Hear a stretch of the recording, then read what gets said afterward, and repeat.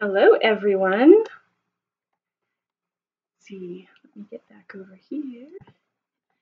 How is everyone doing on this Sunday afternoon? Thank you so much for your flexibility with the time today. Hopefully, this actually makes it a little bit easier for some of you to get here. I know those of you on the West Coast sometimes can't make it to the live streams because they're a little bit early for you. You're at church and such. So, hello, everyone. Let's see.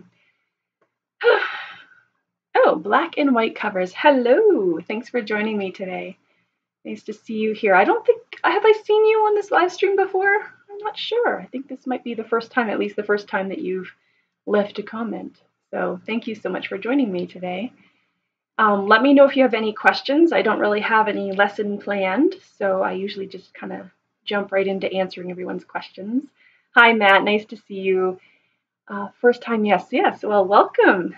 And Janet. Hi, Janet. How are you? Just okay tonight, only 10 p.m. Oh, just okay. All right. And I know it's late for you, but thank you for joining me. Janet is in the UK, right? So, yeah. Let me know what your questions are today. So the funny thing is, I'm a little bit of a disorganized flake sometimes. So I actually could have had this live stream at the regular time today, and it turns out that my son's fesh, his Irish step dancing competition, was actually 2 hours earlier than I thought it was. And thankfully, I got in touch with the teacher the night before, last night, who told me that it was earlier because otherwise we would have shown up later than we should have, and there would have been a disaster. So, in any case, we made it. We did fine. We got a first and a second in each of his dances. So that's good. Chantel, okay, hi. Nice to see you here too. I think this is your first time. I don't think I've seen your name before, so welcome, welcome. Any questions? Let me know. I'm here. I'm available. So I feel like this is the third live stream I've done this week. I've been, as some of you know, I started SingWise Academy, I guess a week and a half ago or 9 days ago. And so I did 2 live streams for SingWise Academy this week as well. I'm not used to being this social for this much during the week. So, Janet, yes. I just mean not too late, all good. Hey, excellent about your son. Oh, thank you. Yeah, he was very excited. He's got his little medals around his neck, so it's really cute. What's the best exercise to avoid cracks when switching to head voice or falsetto?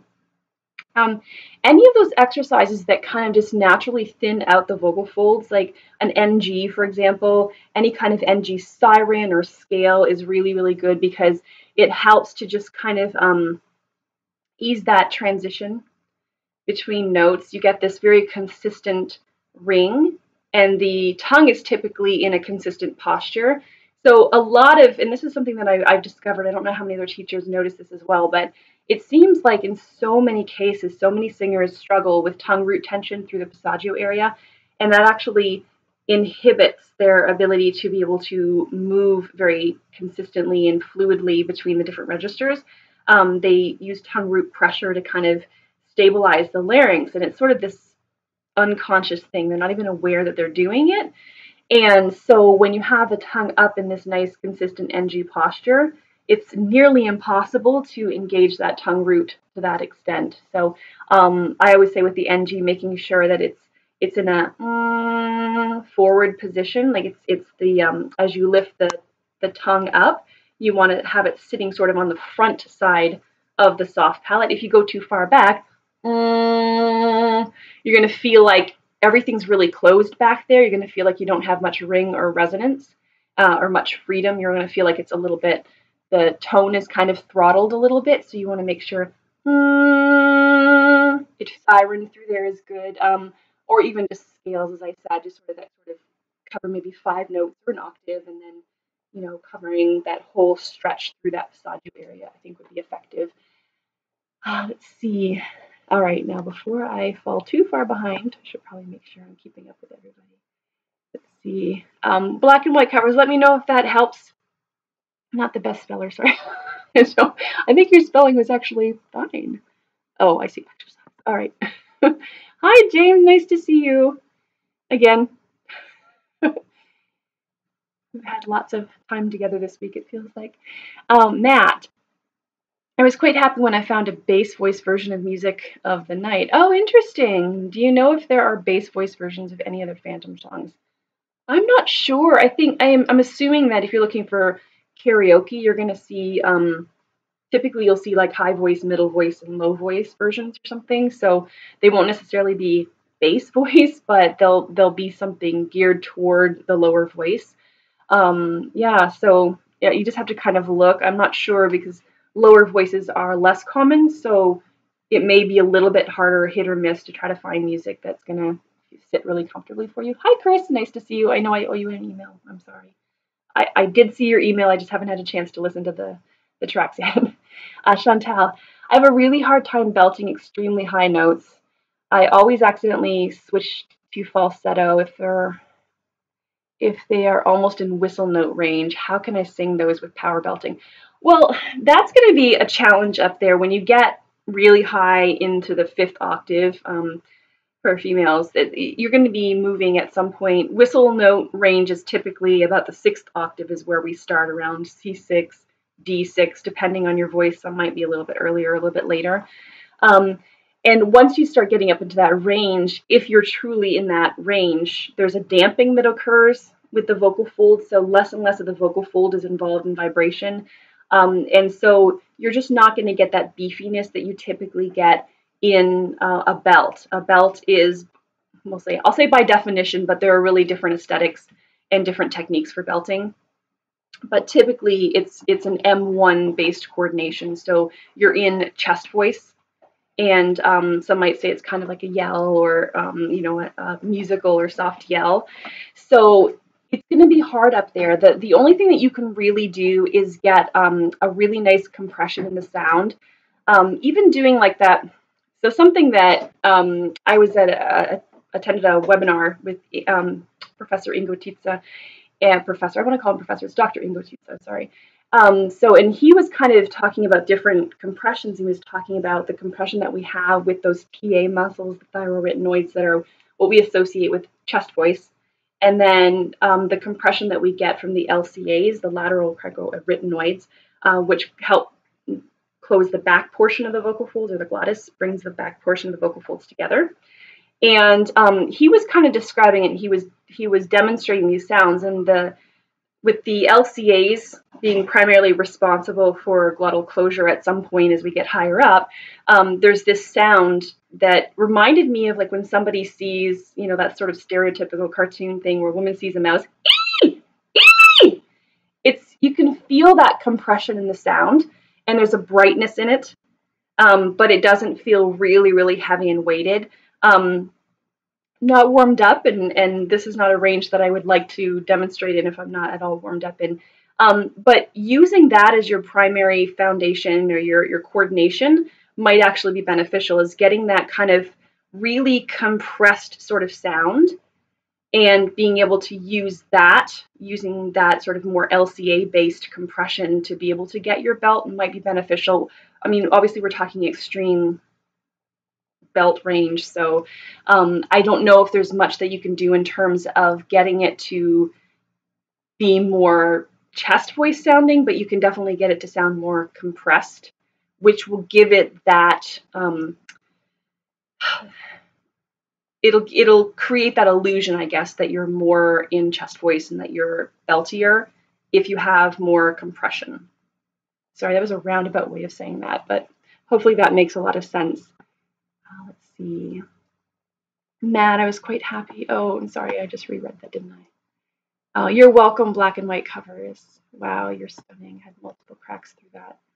Oh, it takes a little bit of work. And you know what else might work too is just doing straw work, right? Taking the straw, smaller diameter straws, great, and starting to do, again, some sirens and things like that.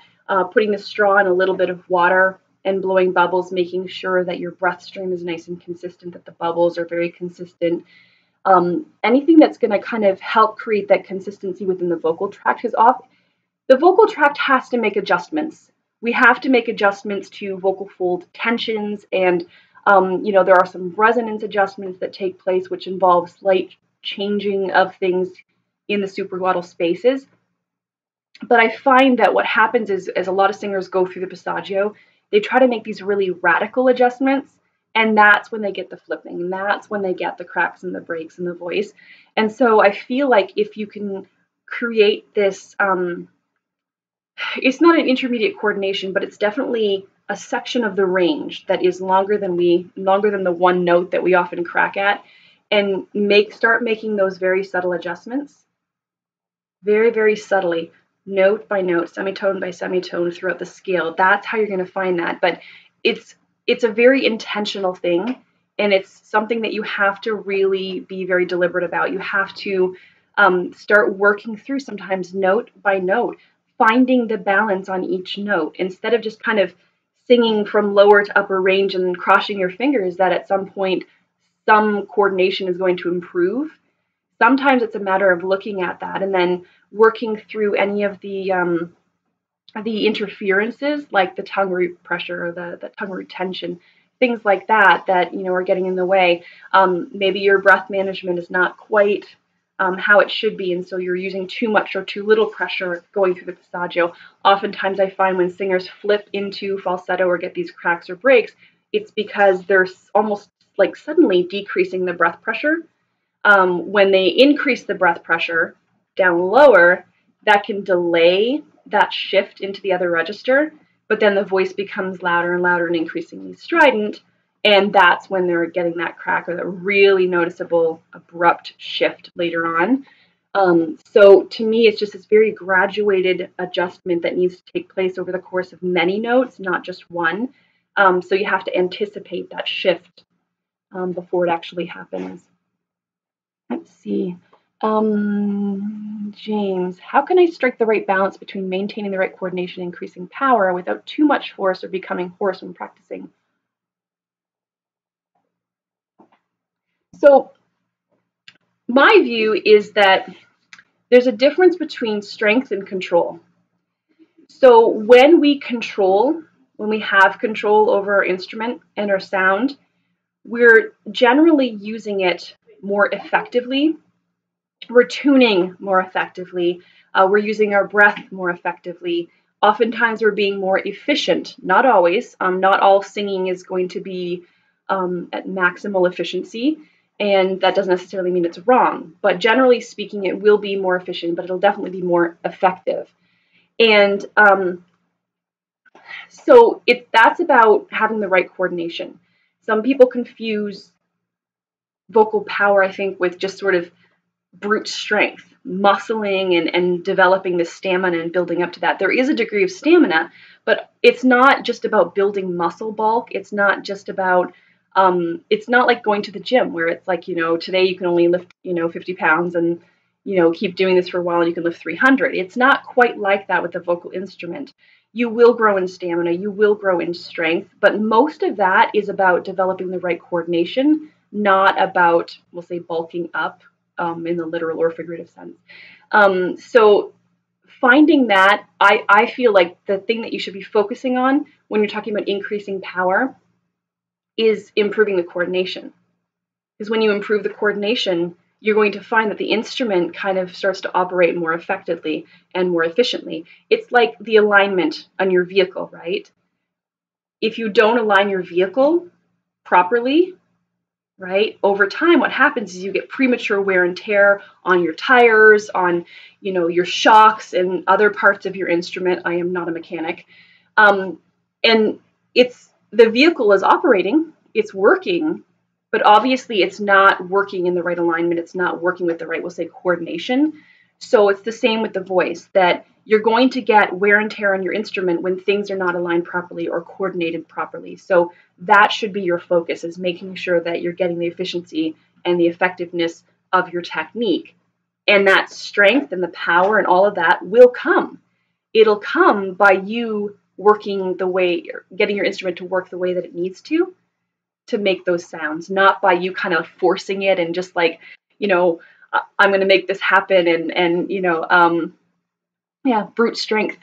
So it's probably not the answer you want to hear, but this is what I find is that it does come, and it comes obviously with using your voice more, but in the right ways. Jason, hello, nice to see you. Are you also new? I don't think I've seen your name before. Matt. Oh, hi, Matt, again. Yes, and let's see, we've got some retracted messages here. Well, hopefully you still ask your questions later. A little lower than whistle note range. Yeah, so I'm assuming in the 5th octave we're talking about here, up in that sort of um, Ariana Grande kind of area too, where, see, I am not convinced, even though she's got a lot of power up there, I'm pretty convinced she's a soprano, but she has a fair bit of power up there, but when I really listen to how she sings, for example, on those really powerful notes, I hear compression more than I hear weight. So I'm not hearing all chest voice muscles involved in that coordination. So again, working on that ee, ee, like it feels fine. It's definitely, you can feel this sense of compression. And then working on kind of ee, ee, and then bringing that more into a prettier sound. Sorry, again, I'm not going way up there today. Do you listen to Southern gospel music? You know, Matt, I used to when I was younger, actually. I haven't in many years, but I used to. I used to attend a small country church, so it was kind of part of what I had to do. Some of my favorite bass singers are gospel singers and quartets. Well, that's actually where a lot of bass singers gravitate toward is those gospel quartets, and I have friends like bluegrass, and I have some friends who do um, barbershop. I just drew a blank. It's been a long day. They do some barbershop, and that's where you tend to see a lot of those bass voices because they're perfectly suited to those styles of music. And they also are highlighted in those types of music, whereas I feel like in choirs and other styles of music, they tend to be kind of sort of in the background. So yeah, go for it. Listen to good bass singers and practice what they're doing. Chris, my head voice starts at A3 and goes to around F5. That's a very, very extensive range when warmed up, but most of the time C5. Okay. All right. So when you say head voice, are you saying like you top out at C5? Or, well, are you saying you said F5, so C5 being below that? So that's most of the time. Okay. Would you say that you're lower voiced, Chris? I'm sorry, again, I have not listened to those files yet. I know you sent me a little something, but it was really quick. And I don't recall you being particularly low voiced because that seems like a really early transition point. So it says to me that you probably need to start working on a little bit more, getting a little more compression in the sound, which is one of the exercises that I do is that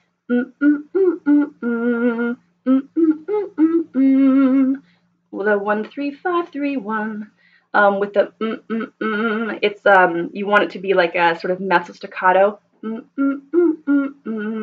that top note you want to have that same in the sound as you have on the lower notes, which most singers want to kind of just let that flip and release, and it's really hard. It takes a lot of like concerted effort to not let that flip happen. Let's see. So you're asking, is that good? I mean, that's a good head voice range, especially for a guy to be able to, to carry a good head voice up to C5. That's very respectable head voice range or F5. Again, not really knowing your voice type exactly, but I mean, you have range to work with, let's say that. So most of what you're going to be singing, let's say you sing pop, most of what you're going to be singing is going to be within your range. So that's great. Some male singers can't even get themselves past an F or a G4. So the fact that you've got a little extra range there means that you can really keep working and developing that.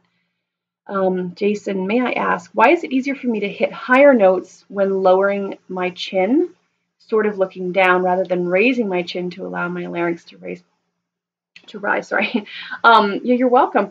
So I don't know if you saw on my page, and you could probably look it up there. There was a functional MRI that I shared. It was just a really short little clip where you could see someone, I don't know if it was a male or female, raising and lowering the chin, not even phonating, not even making sound at that time. And you can actually see that when the chin was raised and the chin was lowered, you could see the larynx moving something like 3 vertebrae in height, in difference in height between the raised chin and the lower chin. So there is certainly something to be said about using the head position and the chin height to assist laryngeal height, whether for, higher or lower. And it also changes the shape. Again, if you look on the SingWise Facebook page, you'll probably see that. It's just a few posts ago.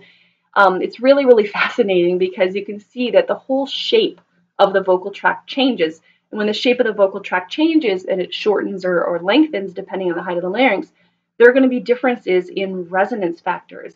And part of registration is resonance. And so what you may be experiencing is just that, whatever position that helps you be in terms of the shape of your vocal tract and the height of the larynx may just be able to help you a little bit. You don't want to be bearing your chin here, of course, like that's going to be forcing the larynx into a really bad position, but a little bit of this or a little bit of that can assist, for sure. I don't know if it makes sense. Compression sound. Oops, sorry, I was taking notes. I'm a lyric tenor. Yeah, I thought you were up a little bit on the higher side, but again, I only heard a very, very tiny clip of you, and I will listen to those other ones. I apologize for that. Yeah, so to be able to sing up to F5 at this point, I'm assuming that, you've got more vocal development ahead of you, but again, I always tell singers that, if you can sit like a male singer in particular, if you can sing to C5 or above, even if it's not fully developed, even if it's falsetto, we can work with that. We can continue to grow and develop that. It's when you're kind of stuck in that F or G area where, we have to kind of get over that hump first before we can actually really start growing and developing that part of the range. My voice becomes very thin when I sing really low bass notes. Why is that, Karyn? I'm not sure, Matt. Usually the voice, I mean, I don't know what you're meaning exactly by thin. So it could be that there's a poor tuning, although generally speaking, it's actually easier to tune our resonance in the lower range because the harmonics are closer together. It could be that it actually is just very low in your range. And when you start to get into sort of vocal fry, the vocal folds are vibrating oftentimes aperiodically, so sort of an inconsistent, that's why you get that frying, popping sound. There's not a real consistency in the vibration, which can affect the sound source signal. So yeah, I'd have to really listen to what you're talking about in the lower range there. Black and white covers. I feel like when I sing high above C4, I'm assuming you're male then, and C4, you mean middle C, right? Just so that we're clear on that. I get very, very loud. Do you have any tips on how to hit high notes and maintain the same volume? Okay. So I suspect that, you've reached that point where you're kind of in that passaggio area where you have a few choices. You have a few options. One is to just kind of release everything, release that compression, change into a different register. So go into M2 coordination, right? Be it falsetto or head voice, whichever.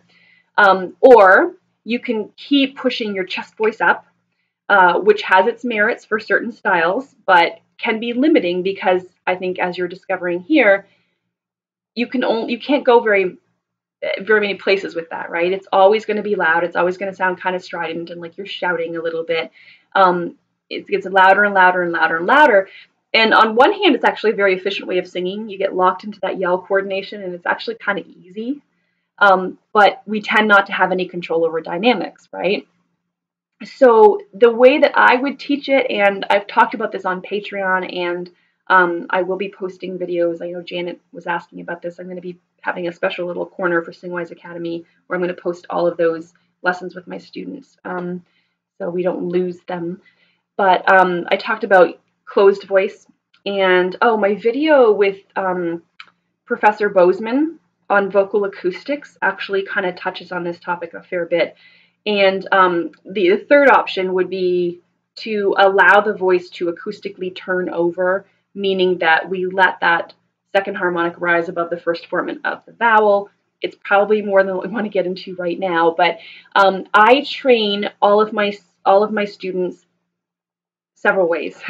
So I train them in this open, what might turn into a yell belt kind of thing, I train them in this sort of open voice approach, and I train them in a closed voice approach. And closed not meaning closed here, but acoustically closing off. It's sort of protective of the instrument. You might call it sort of a classical technique, but don't be, if you're not a classical singer, don't be turned off by that. You can actually hear a ton of singers closing off their voices acoustically when they sing in the higher range, whether they're belting or singing softly. I need to post a video on this sometime where I actually do a lot more showing where singers are closing off acoustically. I've learned to be able to hear it, even though it can be very subtle at times. So I think what you would need to do there in order to get the consistency. Oh, you know what I did again? I left it at top chat. Make sure I'm not missing. If I've missed anybody's questions, please let me know. Okay, sorry. Okay, now I think I'm back to where I was. I apologize if I've missed anybody's questions up until this point. I always forget that I have to adjust something there. So yeah, if you're doing closed voice, it's what, like how Pavarotti can sing full voiced and yet be able to sing in piano dynamic, but also forte in that range and not sound like he's flipping into falsetto or like he's shouting, right? He's got absolute control. So that's how I would do that. But it's a matter of maintaining a stability within the vocal tract and allowing those resonance shifts to take place just passively. And that's, yeah. I work a lot with students one-on-one with this because it's something I really like to make sure that they're getting good one-on-one guidance with. Let's see. Max, is it Ross Rose? Welcome. Hello.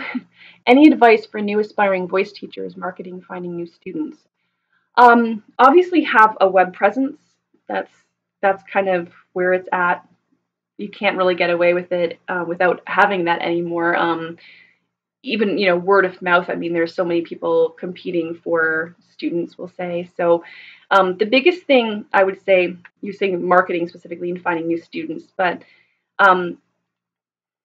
so my website, as most of you probably know, is just very information based. It's very, it's just chock full of information. And that was kind of my own marketing approach was if I have enough content out there, then it's going to get picked up in the Google searches. And it has. And so most of my students come through my website there.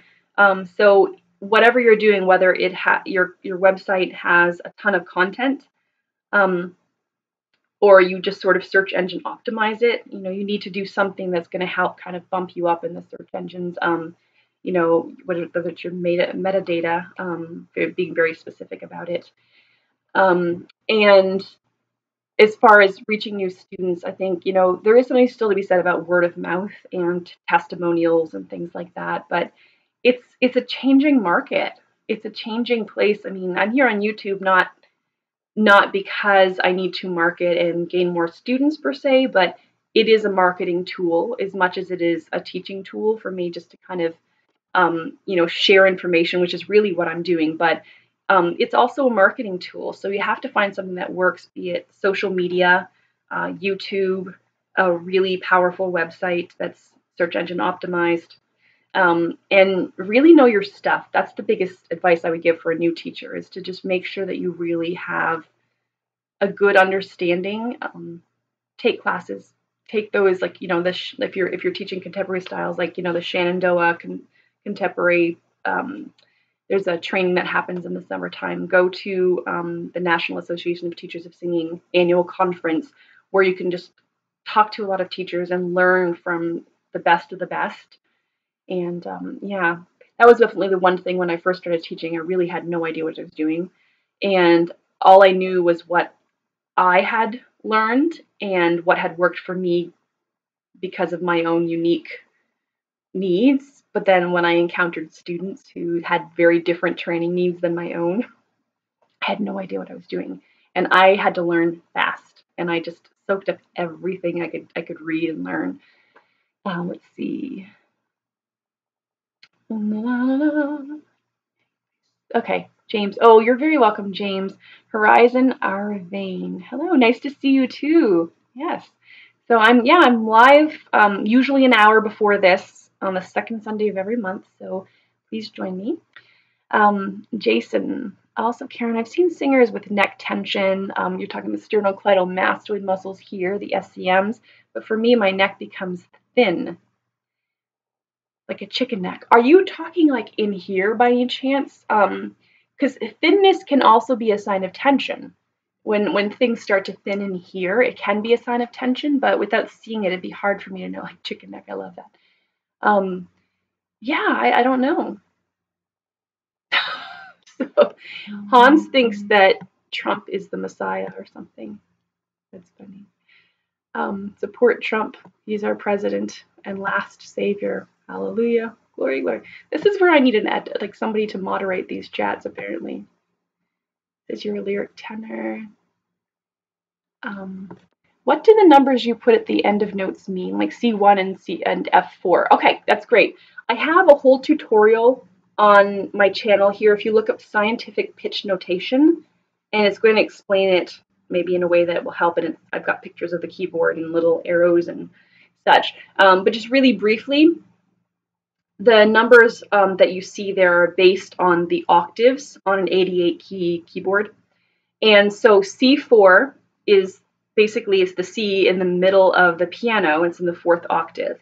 And all of those octaves begin with C, the note C. So the note above C4 would be like, well, C sharp 4, but D4, it's in the same octave all the way up until C5, an octave above.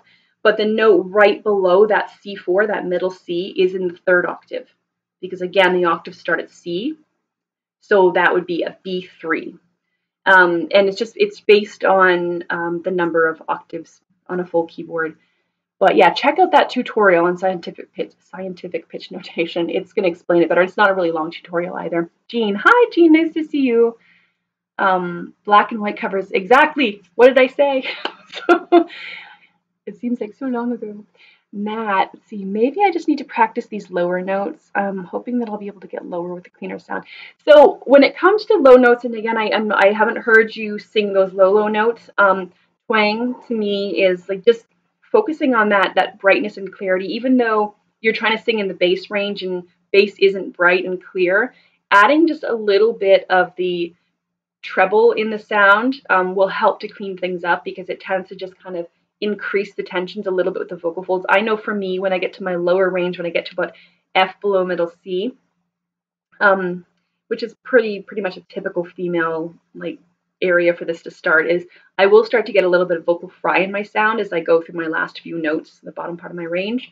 But if I add a little bit of twang, it does help to clean up those notes. And I can pretty much get to the bottom of my range, which is typically about D3, not terribly low range, but I can usually get down to there with a pretty clean sound, even though it's not a crazy powerful sound. It's got a little bit of brightness, which helps the sound to cut a bit. See, my chest voice is harassing my neighbors. I love that.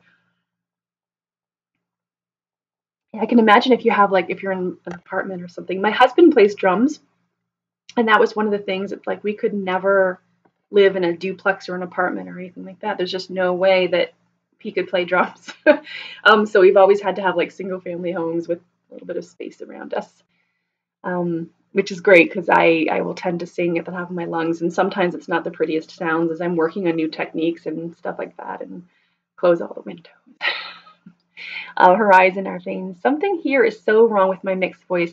When I try to sing in mixed voice or ascend my chest voice high to middle range and start to blend chest and head, my voice sounds like black scream. Yeah, I don't know. You're welcome to send me a sample of that. Excuse me. Yeah, send me a sample of what you're talking about, but I suspect that there's something askew in how you're tuning your resonance to be able to make that transition. And so mixed voice is such, as we know, I'm sure you're all aware of this, it's a very elusive thing because there's really not a clear definition of it. I always say that there's kind of an open mix, which is where we're sort of staying kind of very conversational and speaky. And then there's kind of your classical mixed voice, which has a lot of chest weight. It's still an M1, but we've allowed the resonance to tune into like a head resonance that is the second harmonic resonance of the first formant. You know, and again, if you train it more than one way, you're going to have that flexibility, that versatility. You're going to have those options.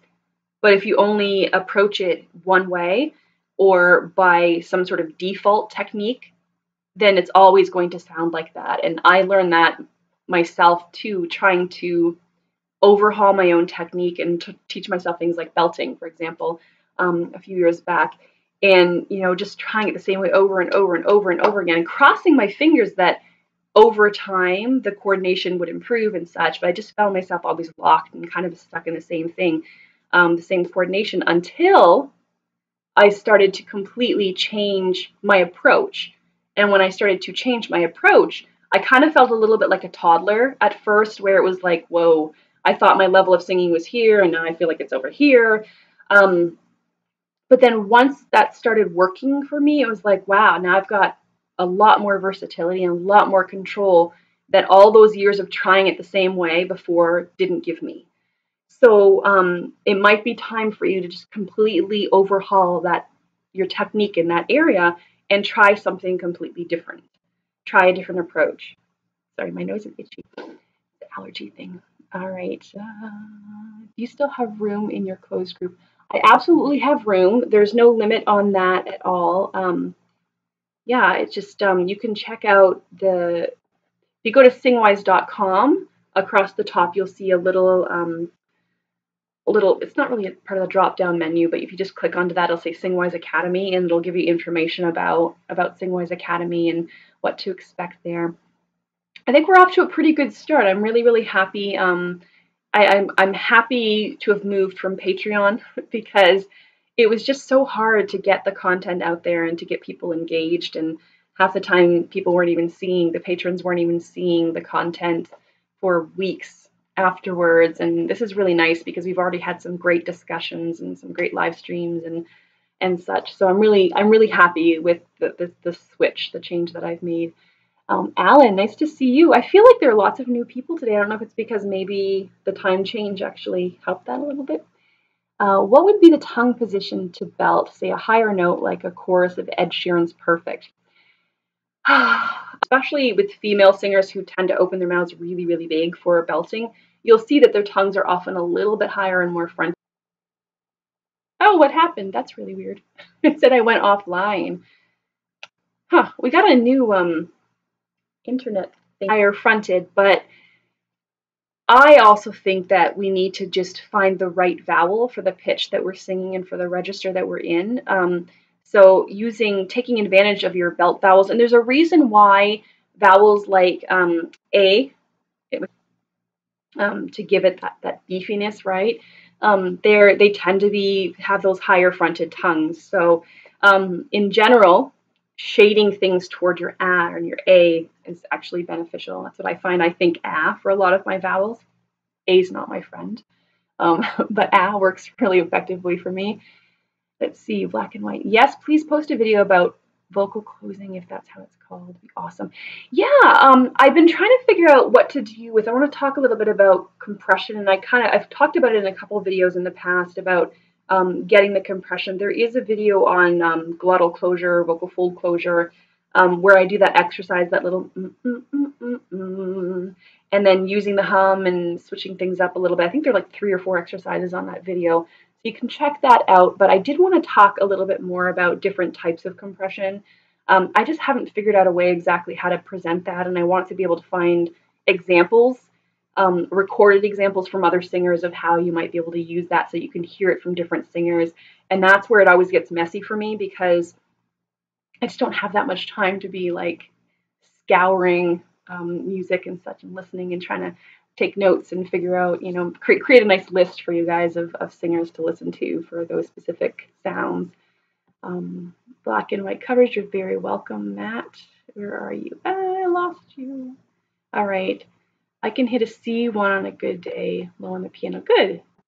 Yeah, that's, in the bass, definitely in the bass range. Donna, hello. Nice to see you. I have a question. How can you tell if your sound is supported when your singing feels nice and easy, even though you are not consciously thinking or doing something in particular in your body? I always say that your body kind of knows what to do.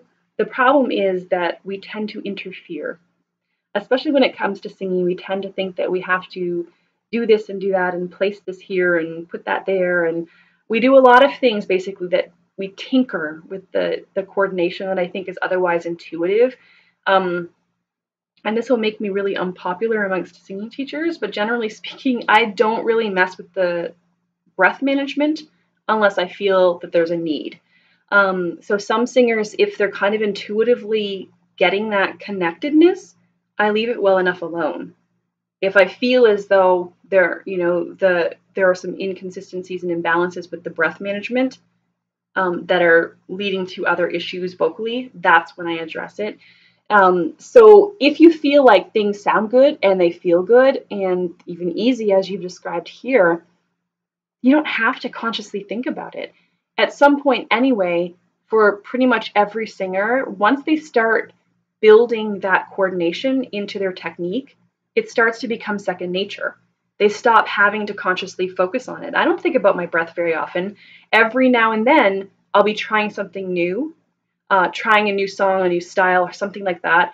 And that's when I have to turn my attention a little bit and have to figure things out a little bit. But for the most part, when I'm singing the stuff that I normally sing, I don't think about it. It just kind of comes easily and naturally for me. But that doesn't mean it was always like that. But you have to trust your body sometimes that if things sound good and feel good, then things are probably right. I think it makes sense. Hopefully, I answered that. Hopefully I did get what you were saying. I feel like I did. I felt like it was pretty straightforward. Chantel, you're very welcome. Matt, I promise I will send you a recording of my bass voice. Sounds good. Jason, you're very welcome. Jean, thanks. You'll check it out. Oh, good. I really hope to see you there. That'd be really nice, Jean. See, every time I slide down, I lose you. There we go, Jason. Can you check out Avery Wilson? Oh, yeah. Maybe analyze what he's doing and teach us his technique.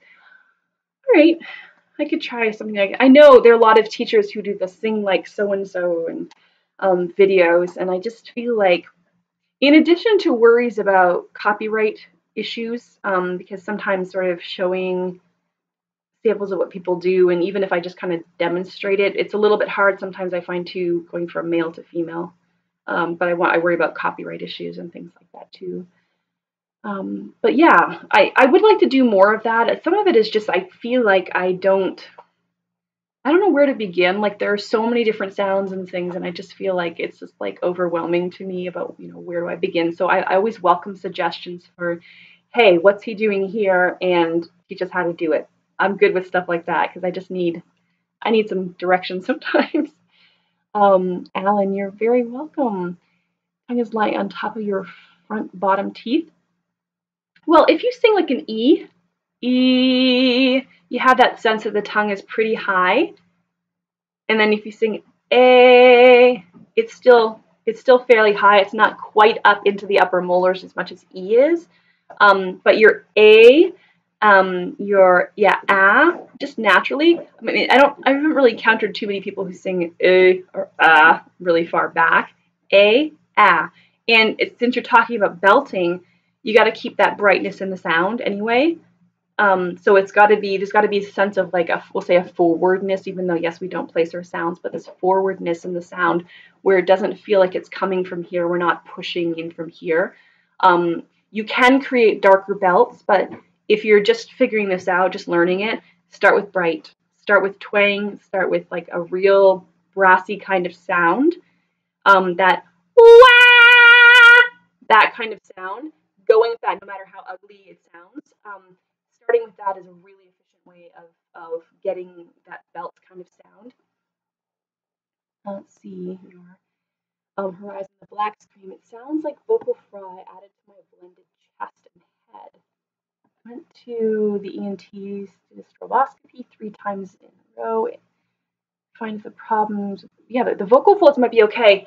I wonder if it's a breath thing here, actually. It sounds like the vocal folds are kind of coming apart a little bit, and it could be that you're using too much breath pressure underneath them that's causing them to kind of sort of buckle a little bit under that pressure.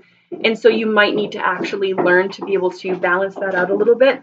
It could also be a matter of not enough compression, but I suspect it's probably too much breath, and the vocal folds just haven't, they just don't have, we'll say, the strength and the coordination to be able to resist that much air pressure. It's like, I always say, it's like trying to close the front door against hurricane force winds.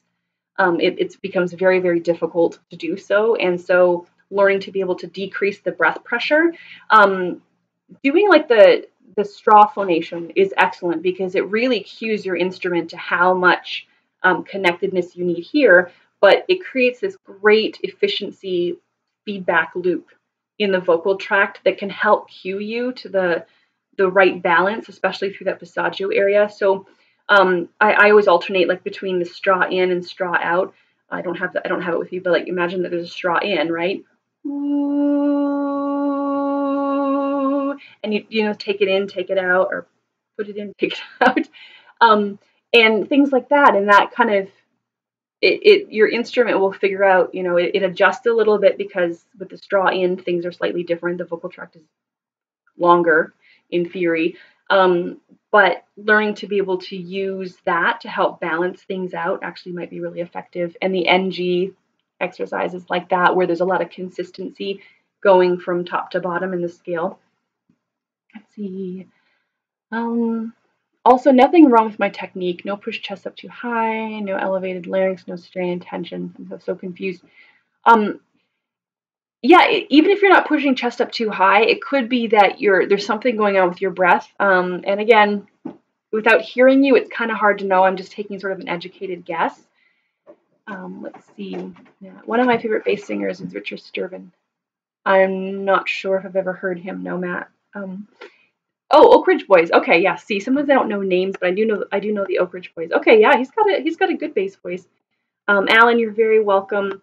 My dad has told me my vocal quality is reminiscent of him, which is a massive compliment. That's very nice. Good.